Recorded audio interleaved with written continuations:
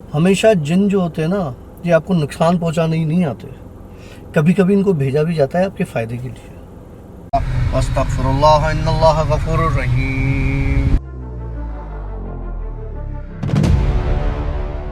ये जो चीज़ होती है ये इनके खाने की चीज़ होती है।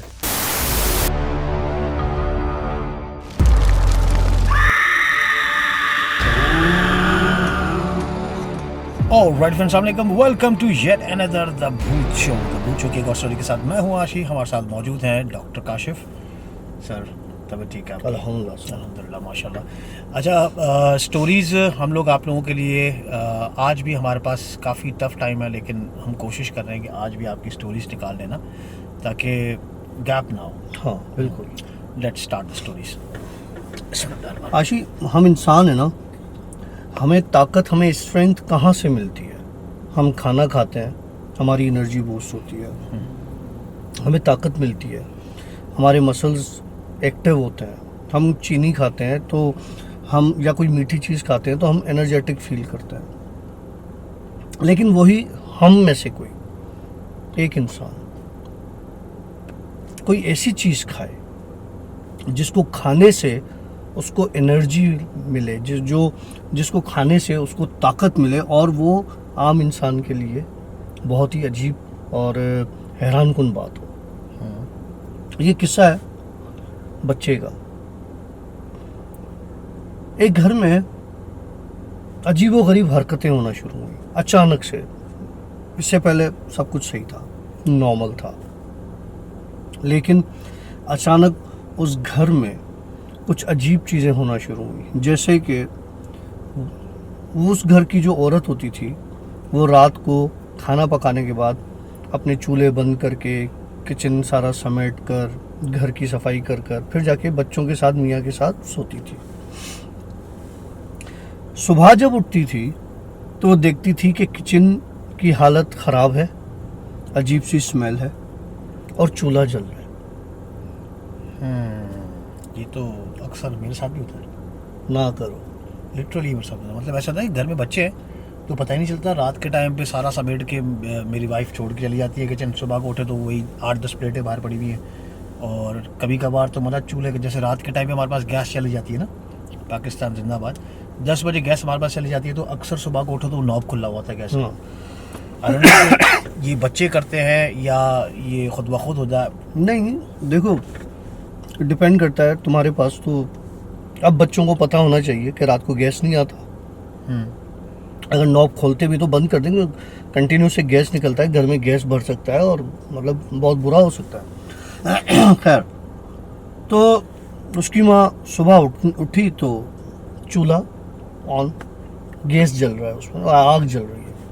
अच्छा, आग जल रही है? आग जल रही है। ओके। अब वो उसने देखा कि मेरे बच्चे, एक बेटा मेरा 6 साल का है, ठीक है, दूसरा मेरा बेटा 4 साल का है, बेटी मेरी 3 साल की है। ये चूल्हा कौन ऑन करता है और उसमें से फायर जल रही है। बहरहाल एक बार इग्नोर किया, दूसरी बार इग्नोर किया, तीसरी बार उसने, हो सकता है मेरा मियाँ करता हो ना, रात को भूख लगती हो, कुछ बनाता हो। कंटिन्यू रातों में होने लगा ये। उसने अपने मियाँ से पूछा कि आप रात में उठे थे? तो उसने बोला हाँ उठा था। फिर आपने क्या किया? बोला कुछ नहीं, मैं पानी पिया, सो गया। अच्छा। फिर बच्चों से पूछा कि आप में से कोई उठा था? तो जाहिर सी बात है 4 साल वाले से तो नहीं पूछ सकती, वो तो चूल्हे तक उसका हाथ ही नहीं जाता, ऊपर था। उससे पूछा बड़े बेटे से, 6 साल वाले से, कि भाई तुमने चूल्हा ऑन किया? अब वो बड़ी हैरत से अपनी माँ को देख रहा है, बच्चा जिसकी उम्र 6 साल थी, कि मैं इसको क्या जवाब दूं। माँ ने फिर पूछा, मुझे बताओ कि रात को उठे थे? तो उसने कहा हाँ माँ उठा था। बोला अच्छा, क्या किया? बोला कुछ नहीं, सो गया। अच्छा, भूख लगी थी? तो कहने लगी हाँ भूख लगी थी। क्या खाया? मैंने फ्रिज से निकाल के चीज़ खाई। अच्छा ठीक है। अब माँ परेशान। जिस दिन माँ ने ये इंक्वायरी की उस रात चूल्हा नहीं जला। अब क्या हुआ जनाब, 2 दिन के बाद दोबारा ये काम शुरू हो गया, दूसरी रात। अब जब उसके बाद सुबह में उसने देखा चूल्हा जल रहा है, तो इसने कहा कि आज रात को मैं चेक करती हूँ, मैं सोती नहीं हूँ, देखती हूँ मसला क्या है। ये क्या किया इसने कि खामोशी से ड्रामा सोने का करके लेट गई। जब लेट गई तो तकरीबन रात के बताती है कि 2-2:30 बजे मेरा बेटा उठा और वो किचन में गया। कहने लगी मैंने उस वक्त कोई रिएक्शन नहीं दिया कि मैं जाग रही हूँ या कुछ। कहने लगी मैंने उसको जाने दिया। वो गया, वो सीधा किचन में गया, तो उसने जाके वहाँ पे चूल्हा जलाया। अब यहाँ तक तो बात समझ में आ गई। कहने लगी कि मैं खामोशी से बढ़ी किचन की तरफ और दीवार को टेक लगा के खड़ी हो गई। क्या देखती हूँ, चूल्हे की जो आग है उसमें एक अजीब व गरीब शक्ल बनी हुई हो रही है। उस आग में शक्ल बनी हुई है जैसे शैतान टाइप की, जिन टाइप की एक शक्ल उस आग में है। और मेरा बेटा उसके चेहरे पे, उसके गालों पे अपना हाथ फेर रहा है। मतलब आग पे हाथ फेर रहा है। कहने लगी जब मैंने ये सीन देखा तो मेरी चीख निकल गई कि मेरा बेटा आग में हाथ डाले खड़ा है। तो मैंने बेटे को आवाज़ दी, चीखी, किचन की तरफ भागी, फ्लेम बंद हो गया, बेटा मेरा बेहोश होके गिर गया। मैंने बेटे को गोद में उठाया, आके लिटाया, उसके हाथ चेक किए तो हाथ जले हुए नहीं थे। तो अगर वो रोज़ ऐसा ही करता था तो हाथ तो उसके जलते, हाथ जले हुए नहीं थे। किचन से ना अजीब सी स्मेल आना शुरू हुई। बोले मैं किचन की तरफ भागी तो मैंने देखा हड्डियाँ पड़ी हुई हैं जो हमने खाई भी नहीं था, गोश्त, हड्डियाँ पड़ी हुई हैं उसी चूल्हे पे जिसमें से आग निकल रही थी।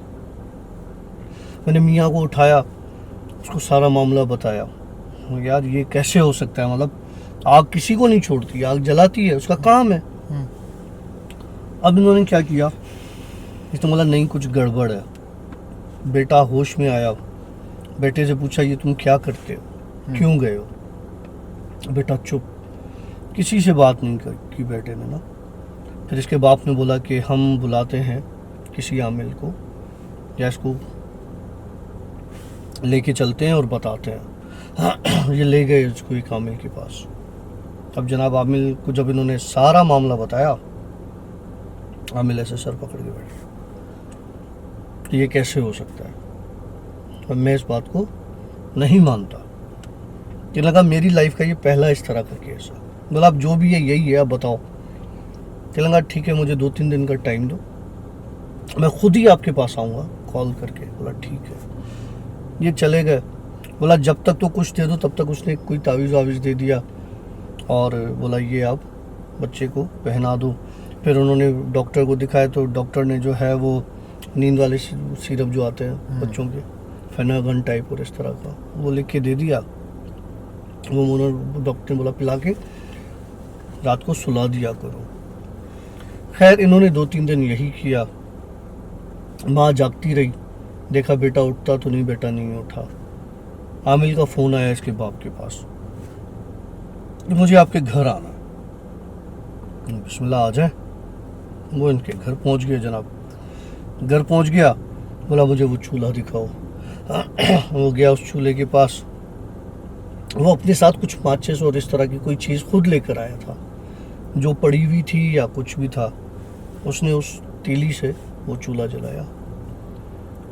तो चूल्हे में से अक्सर हम जो आग का रंग देखते हैं वो होता है yellowish, reddish, orange mix colour की एक आग बन रही होती है। एक पर्पल किस्म की आग जलना शुरू हुई और उसमें एक चेहरा सामने नज़र आया।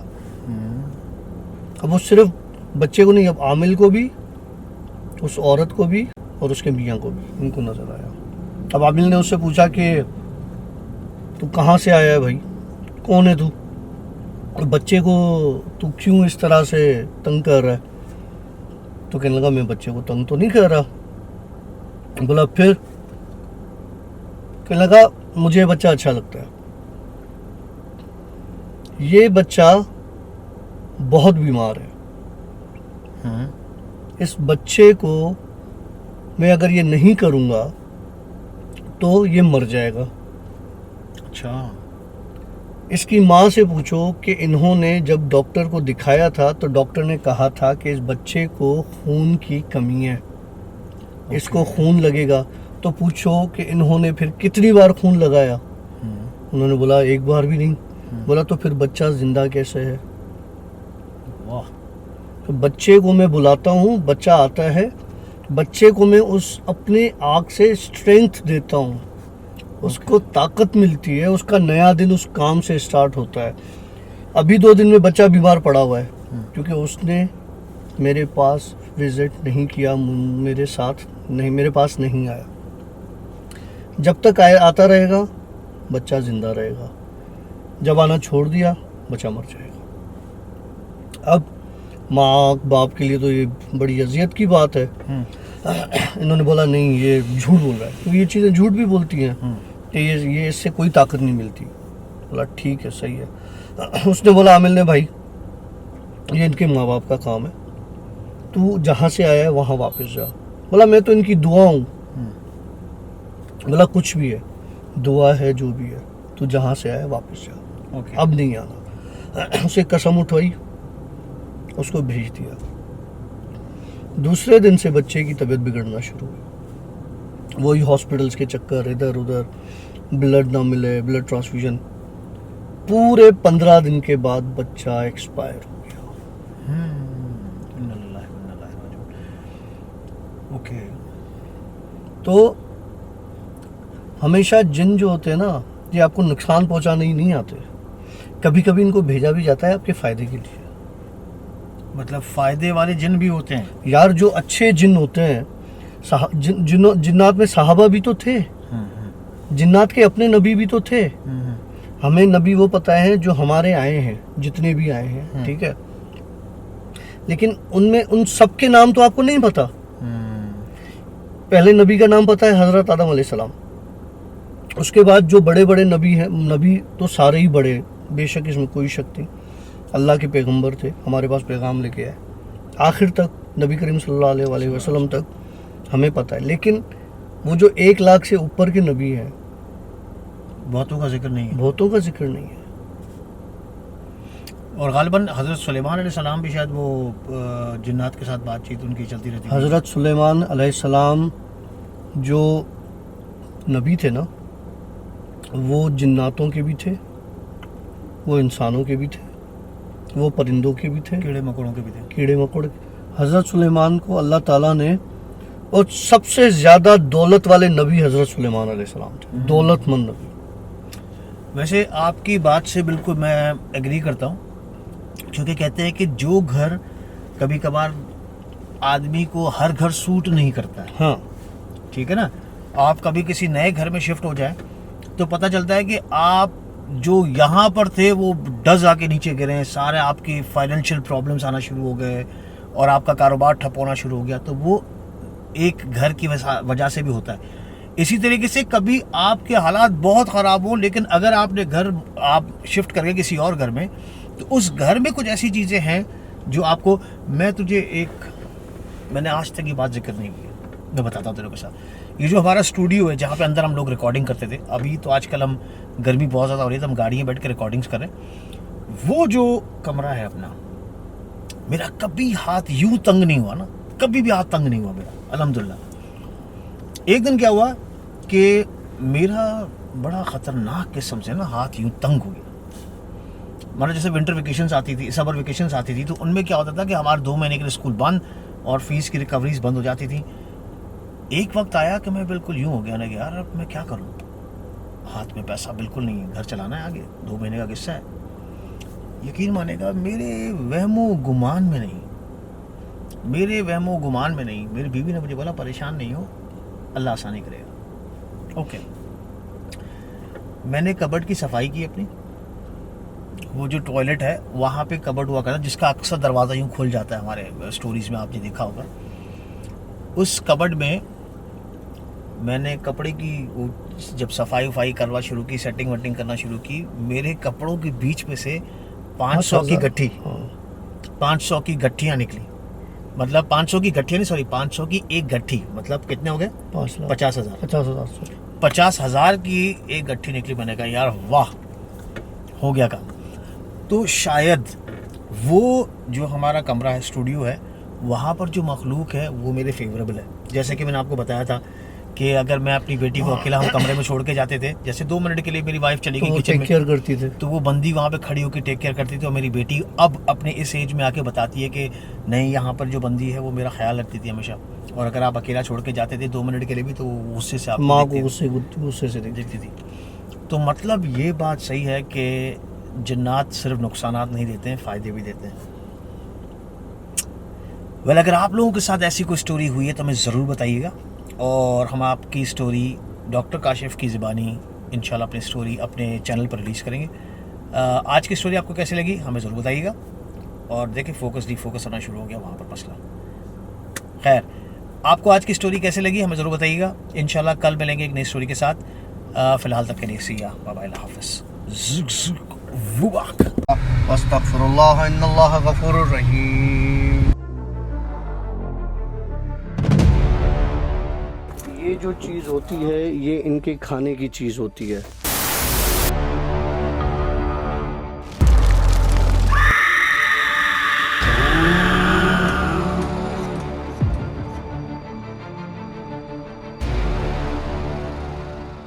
मट्टी जिस तरह मुट्ठी में इसने उठा के थैली में डाली थी, उसी तरह का मुट्ठी का सोना बना हुआ था। अस्तगफिरुल्लाह इन्नल्लाह गफूरुर रहीम।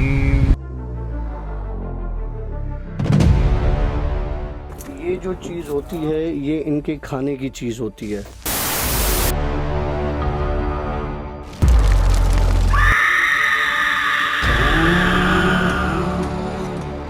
Welcome to yet another the Bhoot show. The Bhoot show की एक और सनसनीखेज स्टोरी के साथ मैं हूँ आशी। हमारे साथ मौजूद है हमारे स्टोरी टेलर डॉक्टर काशिफ। अस्सलाम वालेकुम। वालेकुम अस्सलाम। डॉक्टर साहब, स्टोरी पे चलते हैं स्ट्रेट अवे।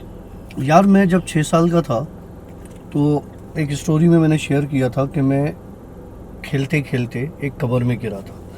काफ़ी लोग मुझसे पूछते हैं कि आपके साथ ये हादसात कब से शुरू हुए ना, तो मैं उनको यही कहता हूँ कि भाई आप हमारी वो स्टोरी देख लो, आपको पता चल जाएगा। लेकिन आशी को पता है, मैंने पहले भी बताया है कि हम 2 आपस में दोस्त थे, कज़न थे, खेल रहे थे।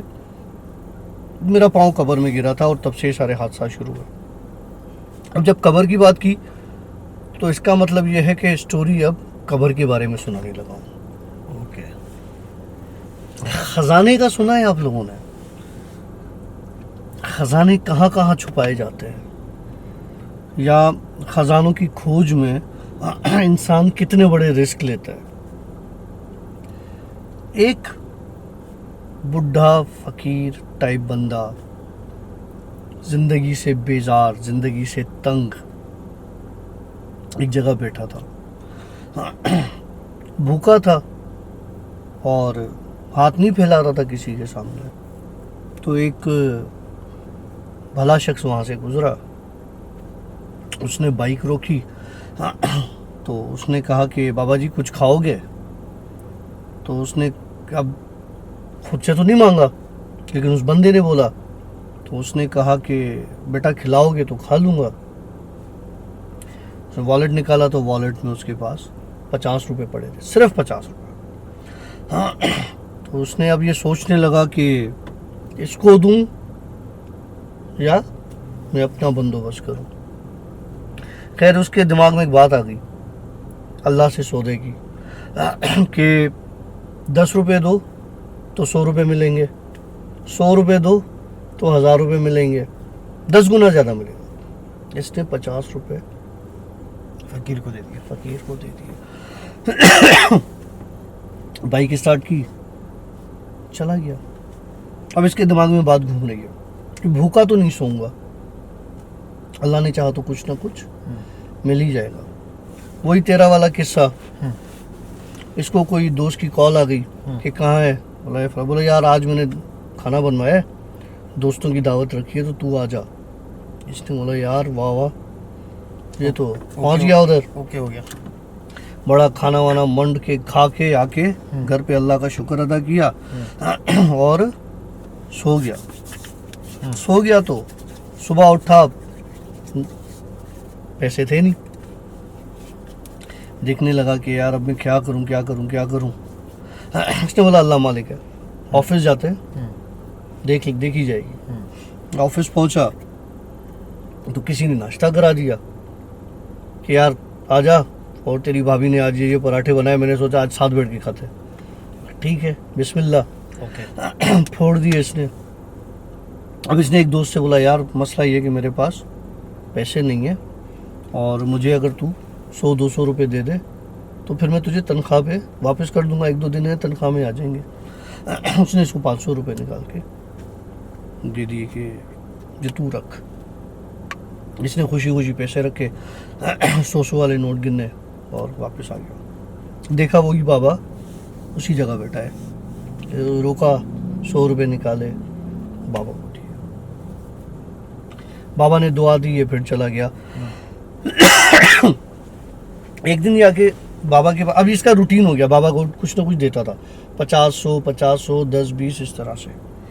एक दिन इसने बाबा को कुछ नहीं दिया, गाड़ी आके रोकी, बाबा से कहने लगा कि आज मेरे पास कुछ नहीं है, तो आज मैं नहीं दे सकता, आज मेरे भी हालात बहुत बुरे हैं। तो बाबा ने बोला कि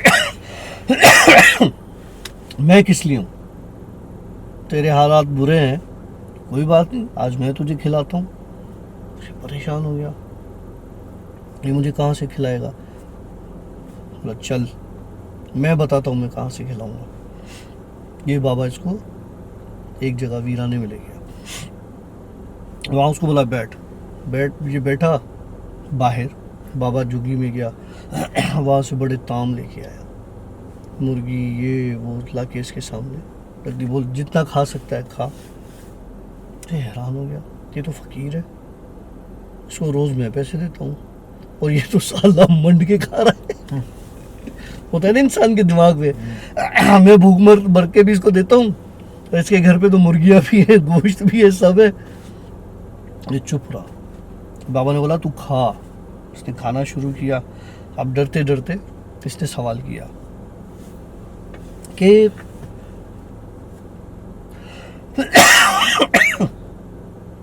इतना कुछ है आपके पास फिर भी भीख मांगते हो। कहूँगा तुम मेरे घर में जाओ, मेरे पास लेटने के लिए चादर भी नहीं है, ये तेरा करम है जो मैं तुझे खिला रहा हूँ। तो ये हैरान हो गया, बोला ऐसा कैसे हो सकता है। बोला तुम्हारे साथ अंदर कोई नहीं। बोला नहीं।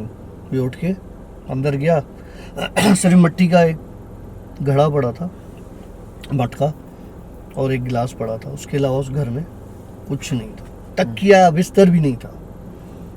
ये हैरान हो गया, वापस आया, बोला ये कहाँ से आया।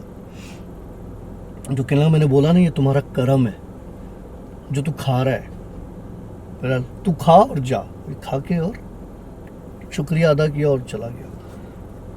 तो अभी सोचता रहा कि ये फकीर है या कोई और चीज़ है। रोज़ इधर ही देखता हूँ उसको। अब दूसरे दिन इसके दिमाग में था मैं इसके पास जाऊँगा। इसने ये उधर से आया तो वहाँ पे वो बंदा था ही नहीं, मौजूद ही नहीं था। ये परेशान कि ये बंदा कहाँ चला गया। इसके दिमाग में एक जगह याद आ गई, वहाँ जाना है। बाइक निकाली, उसे घर पहुँच गया। घर पहुँचा तो वहाँ पे कुछ भी नहीं, कोई घर नहीं, एक कब्र बनी। इधर उधर देखा, वीराना, सिर्फ एक कब्र है।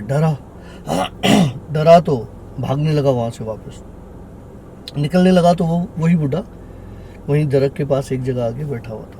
उसको आवाज़ लगाई, कहाँ जा रहे हो। तो ये डर के रुका, कहने लगा कि मैं घर जा रहा हूँ, यहाँ तो कल घर था। बोला अभी भी घर है। बोला नहीं अभी तो कुछ भी नहीं है, तो खाली एक कब्र है। बोला यही तो घर है। बोला तेरा भी यही घर है। मेरा भी यही घर है, सबका यही घर है। कल तुझे करम खिलाया ना? बोला हाँ। बोला आज तुझे घर दिखा दिया कि देख, घर भी यही है, करम भी यही है। तू जो लेकर आया है अपने साथ वो तुझे मिलेगा। तू जब जाएगा तो तूने जो कल मेरा घर देखा है, कमरा देखा, तो वो कमरा नहीं होगा, वो ये मिट्टी होगी, यही घर है। अब ये परेशान, कहने लगा मुझसे कोई गलती हो गई है, क्या हुआ है? बोला नहीं, आ जा। तू कितना परेशान है? कहने लगा मैं बहुत परेशान हूँ, इतना परेशान हूँ कि मेरे पीछे बहुत जिम्मेदारियाँ हैं। मेरे छोटे भाई हैं, मैं यतीम हूँ, मेरी माँ है बुढ़ी है, बीमार है, मेरी बहनें हैं, उनकी शादी करवानी है।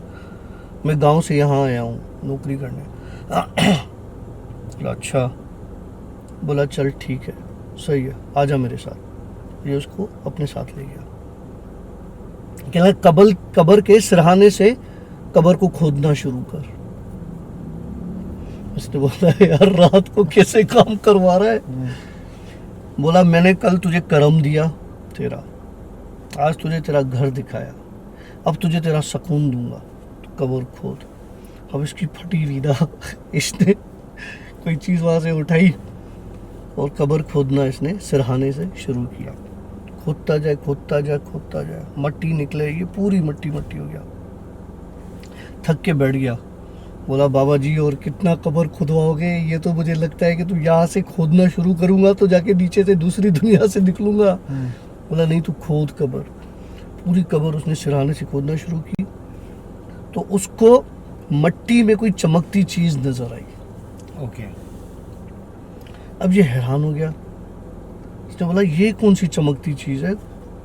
इसने मट्टी को हाथ से हटाया तो वो चमकती हुई चीज़ मट्टी ही थी। मट्टी उस कब्र की, उस जगह की चमक रही थी। इसने हाथ में लिया तो वो बाकायदा जिस तरह से एक शाइन देती है ना चीज़, मट्टी उस तरह की शाइन। बाबा जी ने इसे कहा तो एक काम कर, तो ये मट्टी ले जा, आज इतनी ले जा, मुट्ठी भर ना, तो ये मट्टी ले जा और फिर हम कल मुलाकात करेंगे।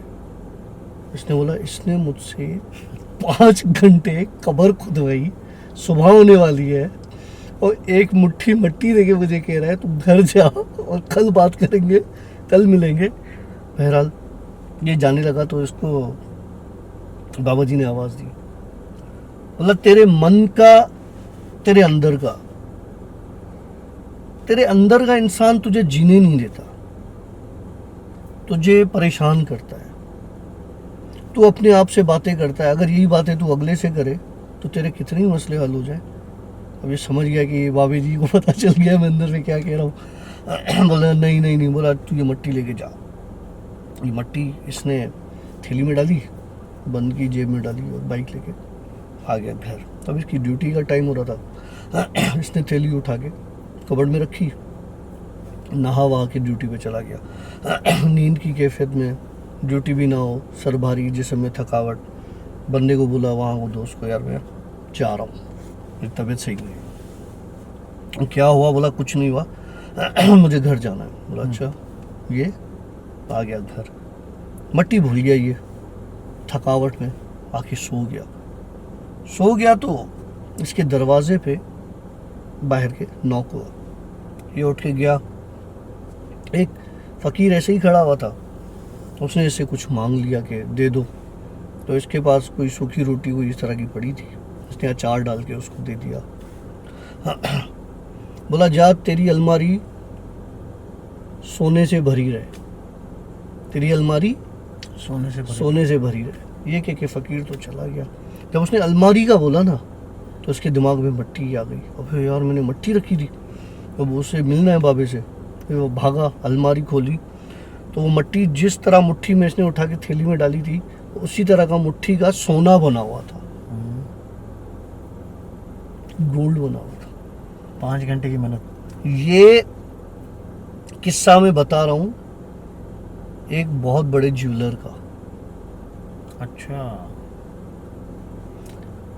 वहां से वो जब देखा उसने, वो परेशान हो गया, भागा वापस उधर ही, उस बाबे को जाके पकड़ा। बाबा नजर ही नहीं आया, कहाँ से पकड़ेगा। बैठ गया कब्र के पास, खुद से कुछ नहीं किया, हाथ भी नहीं लगाया कब्र को, छेड़ा भी नहीं। एक लालच आ जाती है ना बंदे में, बोला नहीं ये तो उसने बोला था घर है, और किसी के घर में ऐसे घुसा नहीं जाता।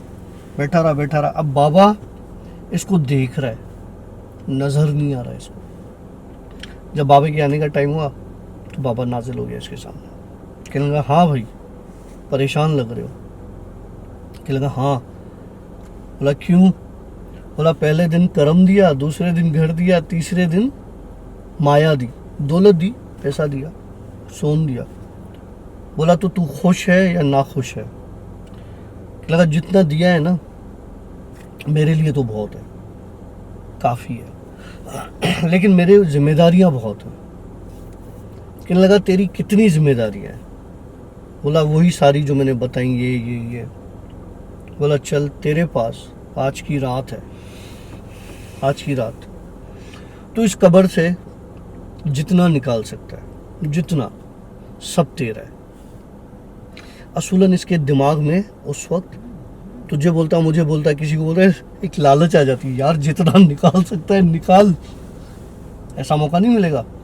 अब इसने बैठ के हिसाब किया, बैठ गया खामोशी से। इतना बहन के लिए चाहिए, इतना भाई के लिए चाहिए, इतना खुद को इन्वॉल्व नहीं किया, उनका सोचा, उनके हिसाब से जितना निकल सकता था निकाला।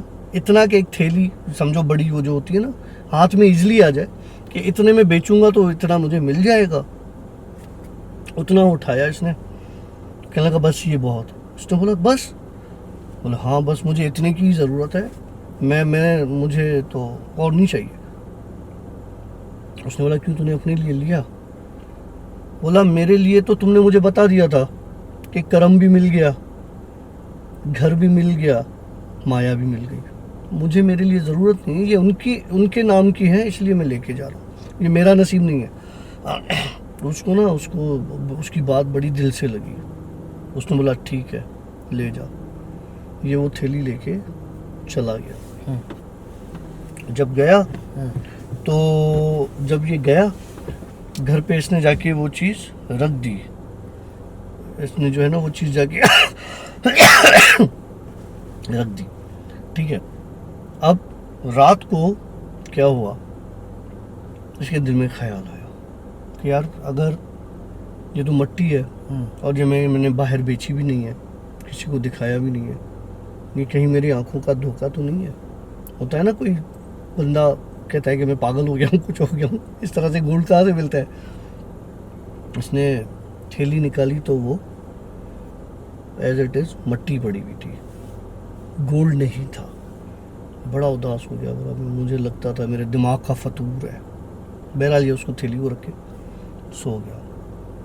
सुबह उठा ऑफिस चला गया, वापस आया आके थैली खोली थी तो वो सोना बनी हुई थी। अब ये खुश हो गया। अब इसने जिस हिस्से का निकाला था थोड़ा थोड़ा करके बेचने और पैसे जमा करने में लग गया।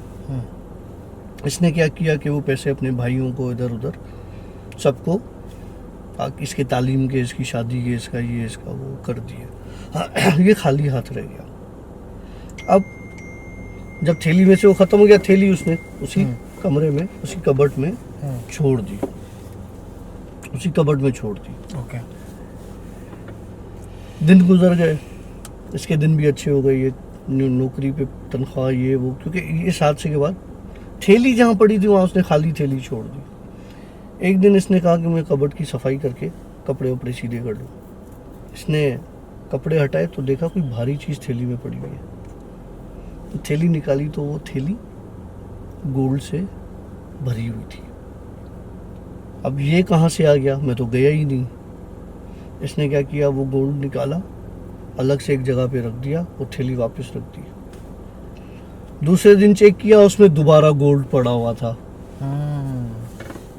अब ये परेशान हो गया कि इतना कहाँ से आ रहा है। ये वापस उसी कब्र पे गया। वहाँ वो जो उसको नज़र आता था वो उस मट्टी के नीचे खजाना दबाया हुआ था जिसका वो जिन गार्ड था। ओके।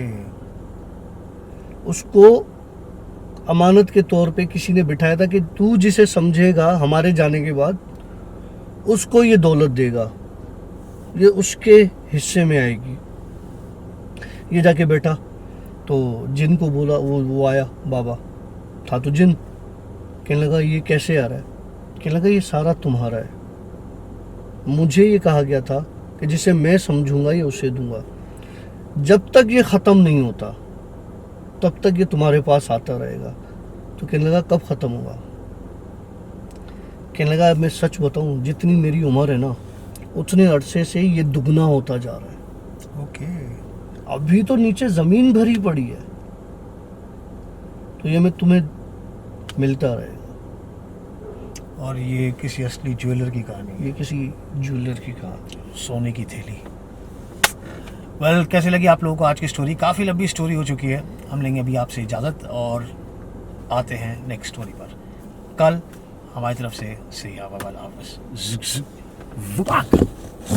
अस्तगफिरुल्लाह इन्नल्लाह गफूरुर रहीम।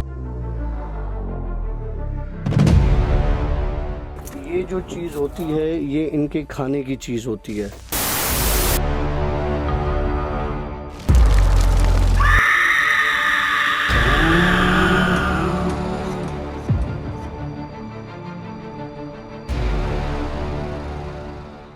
अभी रुको, एक और चीज़ दिखाता हूँ। उसने अपनी पैंट रिमूव की और डंडा 3 से 4 फुट का। अस्तगफिरुल्लाह इन्नल्लाह गफूरुर रहीम। ये जो चीज़ होती है ये इनके खाने की चीज़ होती है।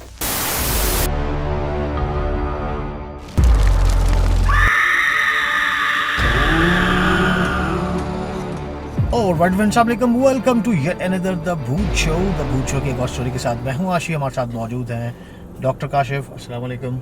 वालेकुम अस्सलाम। कैसे हैं आप लोग? सब स्टोरी को एंजॉय कर रहे हैं? तो प्लीज़ अपने होने का मतलब वजूद का बताइए कि आप लोग जिंदा हैं। कमेंट्स करें यार। हाँ यस, कमेंट्स करें, थम्स अप करें। हाँ। अगर समझ में नहीं आ रही डिसलाइक भी कर दें, में कोई एतराज़ नहीं है। और जो चीज़ आप बोलना चाहते हैं बोलें। और रही बात, अगर आप लोग अपनी स्टोरीज हमारे साथ शेयर करना चाहते हैं ज़रूर शेयर करें। कुछ स्टोरीज हमें पास में मिली हैं जो कि बहुत आला थी, लेकिन कुछ हमने शेयर की हैं और कुछ पर उन्होंने अभी तक कॉन्सेंट हमें रिप्लाई में नहीं भेजा है कि भाई आप शेयर कर सकते हैं। तो अभी तक उनकी स्टोरीज हमारे पास पेंडिंग में पड़ी हुई। तो वेल, हम स्ट्रेट अवे चलते हैं स्टोरीज पर। जी अच्छा, डॉक्टर थोड़ा सा जो है ना आपको बर्दाश्त करना पड़ेगा। मुझे थोड़ी सी खांसी है 10-15 दिन से ना, तो थोड़ी सी बर्दाश्त करने यार, इंसान हूँ, तबीयत खराब हो जाती है जी, उसके लिए माजरत। नाराज मत हो जाए अगर हाँ छोटी छोटी बात पे ना, तो दिल पे नहीं लिया करो यार। चल स्टार्ट कर। आशी ने मुझे कल एक मैसेज किया सुबह ना कि काशिफ ये मूवी देख। मैं मूवी का नाम नहीं लूँगा। तो मैंने फिर रात को वो मूवी देखी, मूवी लगाई। अच्छा, जब वो मूवी स्टार्ट हुई ना तो वाकई में ऐसा लगा कि तू और मैं उतरे। हम दोनों की स्टोरी। हाँ। उस मूवी में एक वर्ड है, वो वर्ड हम अक्सर बोलते हैं, तुमने पता नहीं वो सुना नहीं सुना। मैं तो बड़ा रिलैक्स होके वो मूवी देखी। और वर्ड इजाद किया हुआ भी हमारा ही है। कौन सा? कांड। अरे हाँ यार, उस मूवी में वो वर्ड भी था। ओ यस, जो सैफ अली खान ने बोला कांड। तो वो लिटरली वो वर्ड किसी का नहीं है, वो वर्ड हमारा इजाद किया हुआ। हाँ, हम लोग ये चीज़ें तब से कर रहे हैं, मतलब ये लफ्ज़ हम यूज़ कर रहे हैं जब से हम छोटे थे ना। और वो इजाद भी ऐसे ही हुआ था कि बातें करते करते भाई क्या कांड कर रहा है, तो इस हिसाब से वो चीज़ हमारे पास से फिक्स हो गई थी। उस वक्त इस चीज़ का वजूद भी नहीं था। खैर, लेकिन उस स्टोरी में काफ़ी लगने लगा। शुरुआत में लगा कि मैं वो सैफ अली खान हूँ, नहीं शुरुआत में लगा कि ये सैफ अली खान है, फिर बाद में लगा कि मैं सैफ अली खान हूँ। मुझे समझ में नहीं आ रही स्टोरी, लेकिन थी हम दोनों के हिसाब से कि वेल, फिल्म का नाम भूत पुलिस है।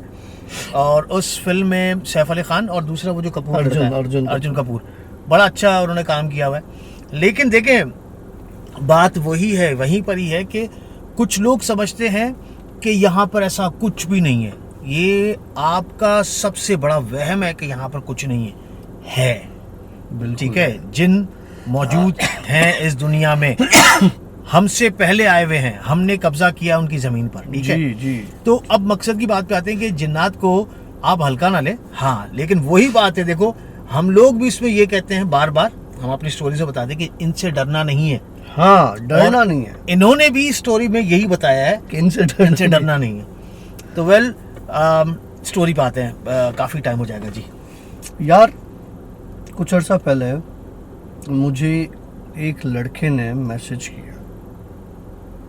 उस हिसाब से मुझे और बहुत से लोग मैसेज करते हैं, और वो बहुत सारे लोगों के साथ है। वो मर्दों के साथ भी हो रही है, औरतों के साथ भी हो रही है, हमारे साथ भी हुई होगी, लेकिन ये कुछ और चीज़ है। उसने मुझे बोला, काशिफ भाई मैं बहुत ज़्यादा डिप्रेसिव हूँ, मुझे जो है वो सुसाइडल थॉट्स आ रहे हैं, मेरा कोई काम बन नहीं रहा, मेरा कहीं रिश्ता नहीं हो रहा, मेरे साथ बड़े प्रॉब्लम्स हैं, मैं क्या करूँ। मैंने कहा अच्छा। मैंने कहा एक काम करो कि तुम मुझे अपने फोरहेड से लेके आंखों तक की एक पिक्चर भेजो, राइट हैंड की पिक्चर भेजो और लेफ्ट फुट की पिक्चर भेजो। तो उसने बोला अच्छा ठीक है काशिफ भाई। उसने मुझे एक पिक्चर भेजी, यही 3 पिक्चर भेजी उस लड़के ने। जब मैंने उसका फोरहेड देखा तो उसकी आंखें यहाँ से, आंखों के नीचे से एक और आंखों का शेड था कि जैसे 2 आंखें हों, 2 और आंखें हों, तेरा नहीं है। नहीं, इसमें होता है अक्सर, जो आपके फ्रंट के ग्लासेस होते हैं ये वाले जो गाड़ी में लगे हुए होते हैं, इसमें होता है अक्सर। मेरी गाड़ी में नजर आती है, तेरी गाड़ी में नहीं है। कि उसमें अगर आप देखो ना तो तेरी तेरी गाड़ी का ग्लास घटिया है तो। अच्छा। हाँ, तो जो है वो 2 आंखें नजर आई उसको, मुझे। अच्छा, उसके फोरहेड का कलर, जो उसका स्किन टोन था वो अलग था और फोरहेड का कलर अलग था। मुझे लगा मामा यहाँ कोई गड़बड़ है। उसका मैंने हाथ देखा तो उसके हाथों में बज़ाहिर जो उसने फोटो भेजा, अब जैसे ये लकीरें नजर आ रही है ना, उसके हाथ में एक भी लकीर नहीं थी। मतलब जैसे ये बड़ी लकीरें भी हैं वो भी नहीं थी, प्लेन हाथ था। दूसरा, मैंने उसका पाँव जो देखा तो पाँव में उसके बीच में यूं इतना स्पेस, उंगलियों के बीच में इतना स्पेस, और उसके नाखून यूं निकले हुए। मैं हैरान हो गया। मैंने कहा यार ये मेरे साथ मजाक कर रहा है। लेकिन मुझे पता था कि ऐसा होता है। तो मैंने उससे कहा कि यार एक काम करो, तुम मुझे अपने गर्दन और शोल्डर्स की तस्वीर भेजो। तो उसने कहा कि अच्छा ठीक है। उसने मुझे जब अपनी गर्दन और शोल्डर की तस्वीर भेजी, आशी यहाँ से पीछे से यूं 2 बड़े हाथ यूं गर्दन और शोल्डर और ये कवर किए हुए, उंगलियां लंबी, और उसके टमी तक यहाँ तक ऐसे आई। उसे पता ही नहीं, उसे एहसास ही नहीं इस चीज़ का। अरे मैंने कहा यार ये क्या चीज़ है। मैंने उसको उसी वक्त नहीं बताया। मैंने उससे कहा यार देखो मुझे लग रहा है तुम्हारे साथ कोई प्रॉब्लम है। तो कहने लगा कैसे। मैंने कहा मुझे कुछ नज़र आ रहा है और मुझे लग रहा है वो अच्छा नहीं है। फिर मैंने उससे सवालात किए। मैंने कहा तुम्हारे साथ ये होता है, ये होता है, ये होता है। बोला सब होता है जो आप बता रहे हो। अच्छा, मैंने कहा अब आ जाओ मुद्दे पे। क्योंकि वो औरत नहीं थी, लड़के के साथ औरत नहीं थी, वो एक मर्द चिन्ह था। वो तेरी खैर। ये बात मुझे बड़ा डिस्टर्ब कर रही थी। मैंने कहा यार ये क्या है। मैंने उससे एक सवाल पूछा, बड़ा पर्सनल सवाल था उसका, और उसने मुझे उसका सही जवाब दिया। मैंने कहा क्या तुम्हारे इस तरह की डिज़ायर्स बहुत बड़ी हुई हैं। बोला बहुत ज़्यादा। ये मैं तुम्हें 3 हफ्ते पहले का किस्सा सुना रहा हूँ। अच्छा, और फिर उसकी सारी चीज़ें उसने बताई कि किस तरह वो इन चीज़ों में इन्वॉल्व है और ये चीज़ें उसकी लाइफ पर इम्पेक्ट डाल रही हैं और सारी चीज़ें।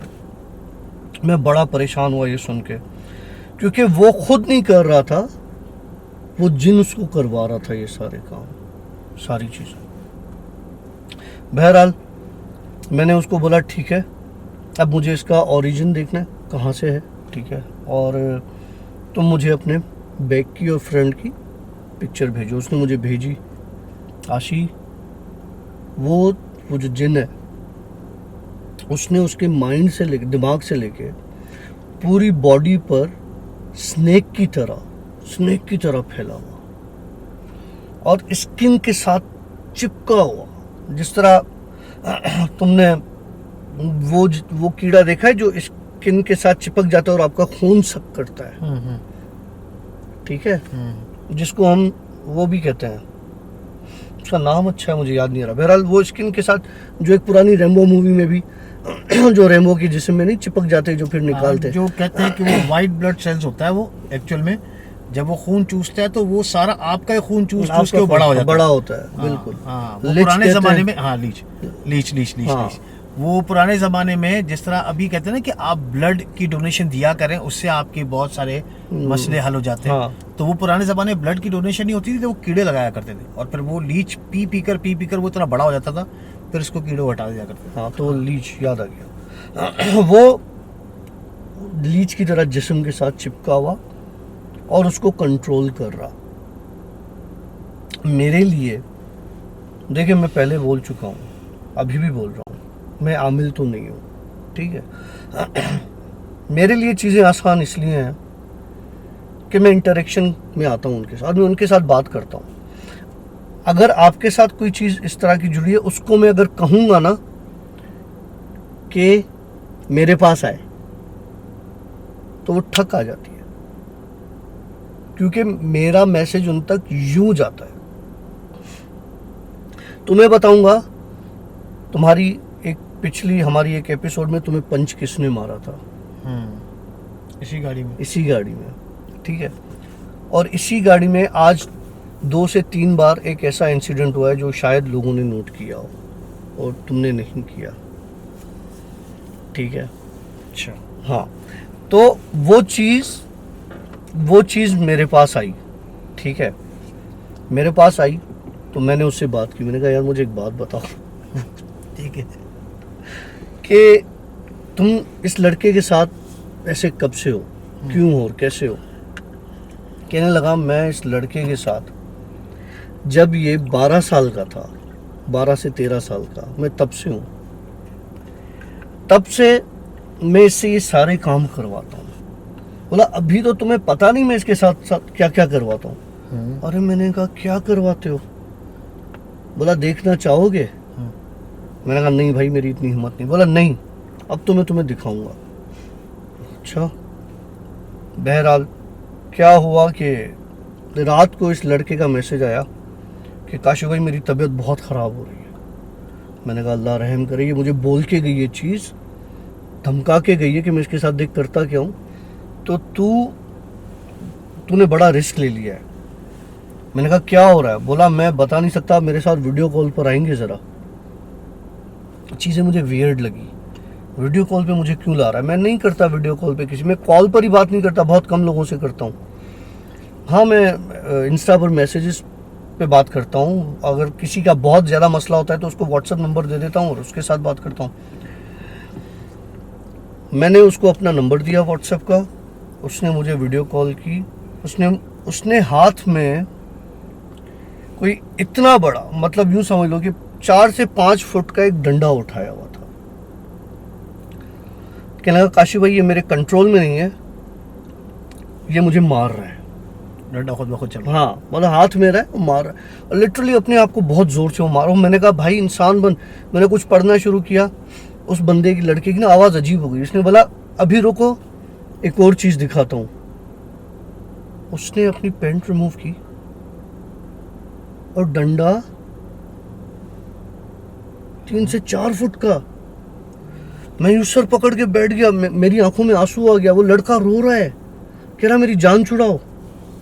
मैंने वहां से पढ़ना शुरू किया, मैंने हाथ जोड़े उसको, मैंने कहा भाई तू मेरे पास आ, मैं तुझे मिन्नतें कर रहा हूँ, तू मेरे पास आ। लड़का बेहोश हुआ, वो जिन उसी वक्त मेरे सामने। जो लोग समझते हैं ना कि ये बड़ी मज़े की चीज़ें होती हैं, अल्लाह ना करे कभी देखो आप लोग ये चीज़। वो जिन मेरे पास आया, मैंने कहा यार देख, हाथ जोड़ता हूँ, उसकी जान छोड़ दे। तो उसने कहा कि इसको मार के ही छोड़ूंगा मैं, ऐसे नहीं छोड़ूंगा। बहरहाल करते करते मैंने उस लड़के को कुछ आयतें बताई, कुछ चीज़ें बताई जो होती है नॉर्मल। इस दिन को मैंने कहा देख तू क्या चाहता है। कहने लगा मुझे कोई और चाहिए, कोई और मिलेगा तो मैं इसको छोड़ दूंगा। अब मुझे उसका डंडा याद आ गया।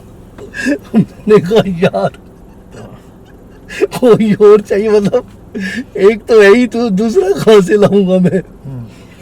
मैंने कहा चल मैं तुझसे वादा नहीं करता, मैं तुझसे कोई कमिटमेंट कर लेता हूँ, तेरी ये चीज़ पूरी होगी, तू इस लड़के की जान छोड़ दे, ठीक है। अब ये परेशान कि ये मेरी जान कैसे, लड़का कि ये मेरी जान कैसे छुड़वा रहा है, ठीक है। इसने तो मुझे आयतें बता दी और मैं पढ़ भी रहा हूँ। 2 दिन गुजर गए, इस लड़के का मुझे मैसेज आया, काशी भाई 2 दिन हो गए, मेरी लाइफ बड़ी सुकून में आ गई है और मुझे अब ऐसी कोई चीज़ फील नहीं होती, कोई डिज़ायर्स नहीं होती, कोई कुछ नहीं होता। अब मैं उसको क्या बताऊं, साले तेरे चक्करों में ये डंडा मैं ले रहा हूँ। ये डंडा कहाँ जाने वाला है, मैं इसको क्या बताऊं। अच्छा, मैंने कहा भाई खुश रहे, कोई मसला नहीं है। खैर अब मैसेज ये डंडा मैं ले रहा हूँ। नहीं तो किस्सा तो सुन लेना, हाँ। किस्सा सुन मजेगा, आगे आगे मजेगा किस्सा है।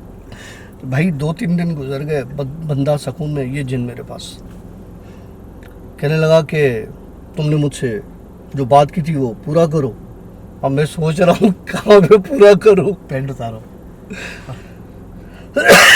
मैंने कहा मेरी बात सुन, तू जिन है? बोला हाँ। मैंने कहा तेरा वास्ता, तेरा रिश्ता किसी जिन के साथ होना चाहिए, तू कहाँ इंसानों में घुस रहा है। उससे बातचीत चली, बोला नहीं मुझे तो इंसान ही चाहिए, जिद पे आया हो कि मुझे तो इंसान ही चाहिए। मैंने कहा अच्छा ठीक है, तू मुझे टाइम दे, तू मुझे थोड़ा टाइम दे, मैं तेरे लिए। अब मैं खुद परेशान यार कि मैं उसको कहाँ भेजूं, मैं उसका क्या करूं, लड़के की तो जान छूट गई। एक दिन लेटा हुआ था मैं, तो मस्ती सूझी मुझे, शरारत सूझी। मैंने कहा क्या करूं इसका, तो मैंने कहा आज इसके साथ तफरी करता हूँ। नहीं। सुन सुन सुन, अच्छा। सुन, मैंने कहा मैं इसके साथ तफरी करता हूँ। ओके, नहीं मेरे दोस्त के साथ जाओ। अबे मेरे साथ कुछ नहीं हुआ, सुन तफरी करता हूँ, सुन तो ले तफरी कैसे करता हूँ। अच्छा, मैंने मुर्शिद को बोला, मुर्शिद से बात की। मैंने मुर्शिद से कहा मुर्शिद ये मामला जो है ना मुझे हल करवाना है, ठीक है। तो मुर्शिद मेरा तुम्हें पता है वो कुछ और ही है। तो मुझे हैरत से देखने लगा कि इसने किस चक्कर में हाथ डाल दिया। एक तो मर्द जिन, ऊपर से उस मर्द जिन का दिमाग खराब, गे जिन। अच्छा मुर्शिद ने बोला ठीक है, तो एक काम कर, तो इसको ले आ, इसको बुला। अच्छा इन जिन्नात में कुछ ऐसे मखलूक हैं, जैसे कुछ बुरे जिन होते हैं जो शिफ्टर्स भी कहलाते हैं ना, ठीक है, इस तरह के होते हैं। और उसमें होता यह है कि अच्छे बुरे हर जगह होते हैं ना, ठीक है। तो उस गे जिन के लिए मुर्शिद ने बोला तू उसको बुला, उसको मैं काबू करता हूँ, ये तेरे काबू करने वाली चीज़ नहीं है, लेकिन इसको मैं किसी बुरे जिन के ज़रिए ही काबू करूँगा क्योंकि ये बुरा है, ठीक है। मैंने कहा ठीक है। मैं अब रात को बैठा, मुझे मस्ती सूझी ना, अब मुझे मुर्शिद की बातें भी याद आए और मुझे मस्ती भी सूझी। मैंने कहा यार ऐसा जिन मैंने पहली बार देखा है, ठीक है। मस्ती करने का दिल चाह, समझ गया। मैंने कहा आजा भाई तू आजा, कहाँ है, आजा, डंडा ले आ। ये पहुंच गया उधर ना। मैंने कहा हाँ भाई क्या चाहता है, कहना मुझे इंसान चाहिए। मैंने कहा ठीक है। मैंने कहा मेरी एक शर्त है। क्या? मैंने कहा इंसान तुझे मैं दूंगा, अगर नहीं मिला तो मैं खुद हाजिर हूँ, लेकिन मेरी एक शर्त है, तुझे एक चीज़ के साथ ये अमल करना पड़ेगा, उसके बाद तुझे इंसान मिलेगा, ये मेरा तुझसे वादा है। उसने बोला ज़्यादा से ज़्यादा क्या होगा, हमारी मखलूक ही है, हम करते हैं, कर लेंगे। मुर्शिद ने बहुत बुरा और स्ट्रॉन्ग जिन भेजा इसके मेरे पास, जिन्नी थी वो। मैंने बोला इसके साथ कर, मुर्शिद मौजूद था, मैंने कहा इसके साथ कर। अब ये देख रहा है कि मुर्शिद इसका बैठा हुआ है और इसमें हो सकता है कोई ना कोई मस्ती हो। मैं बोला ठीक है। बड़े उसने प्राउड है। उसने करना शुरू किया मुर्शिद ने। बेसिकली इनकी होता ये कि ये जब वीक होते हैं ऐसे जिन, तो ये जब उस पीक पर जाते हैं इस काम के, तो ये बहुत कमज़ोर पड़ जाते हैं, वीक पड़ जाते हैं। उस वक्त इनको कंट्रोल करना बड़ा आसान होता है। मुर्शिद ने उसको कंट्रोल किया, समझे, और फिर काबू करके बोला ये ले। अब मैं मुर्शिद को देखूं, अब वो जिन चिल्ला रहा है वो तूने मेरे साथ धोखा किया है। मैंने कहा ये डंडा लेने से अच्छा है धोखा बेहतर है। बहरहाल वो जिन चला गया, ठीक है। मुर्शिद ने उसको काबू कर लिया और अपने हिसाब से वो उसको ले गए। अब वो जो मोहतरमा थी जिन्नी साहिबा, वो कहती है कि मैं तो तेरे साथ रहूँगी। अब तो वो कह रही है कि मैं हूँगी इधर। अब मैंने मुर्शिद को बोला एक मुसीबत ले गए, दूसरी मुसीबत छोड़ गए आप, लेकिन वो दूसरी मुसीबत छोड़ गए हो, कम अज़ कम मैं तो मर्द जिन तो नहीं है और अच्छे ने, उसके पास कोई डंडा भी नहीं है। फिर मैंने उसको बोला बाजी आप बहन, ये मेरे हाथ है, बल्कि यहाँ तक हाथ है, और बख्श दो। 12 साल की उम्र से यूज़ कर रहे हो, अब तो खुदा के वास्ते जान छोड़ दो। खैर पता नहीं उसको क्या हुआ, तरस आया क्या हुआ, वो चली गई।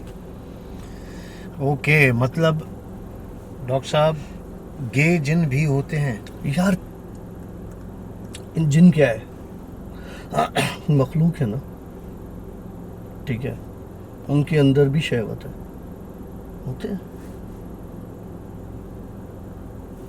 वेल, कैसे लगी आप लोगों को हमारी आज की स्टोरी? हम लेंगे आप लोगों से अभी यहाँ पर इजाज़त, क्योंकि बहुत लेट हो गया है और अभी भी हमें कुछ काम करना बाकी है। कल हमारी एक रिकॉर्डिंग है जो कि हम सुबह से लगेंगे और हमें रात हो जाएगी ना। हाँ, हमारा एक न्यू सॉन्ग आने जाना है मार्केट में इंशाल्लाह ताला, जो कि पंजाबी रिमिक्स है, आप लोगों को ज़रूर पसंद आएगा। मैशअप है, मैशअप है, वो भी आपको अपडेट्स मिलती रहेंगी। फ़िलहाल हम आपसे लेंगे इजाज़त, और ऑफ कोर्स गाने की अपडेट्स आपको मिल जाएंगी आशी टेरी व्लॉग्स पर। ये हमारा द भूत शो का चैनल है, यहाँ पे हम सिर्फ स्टोरीज शेयर करते हैं। फिलहाल हमें दीजिएगा इजाज़त, इंशाल्लाह कल मिलेंगे आपसे एक नई स्टोरी के साथ। फिलहाल से बाबा हाफ़िज़। अस्तगफिरुल्लाह इन्नल्लाह गफूरुर रहीम। ये जो चीज़ होती है ये इनके खाने की चीज़ होती है।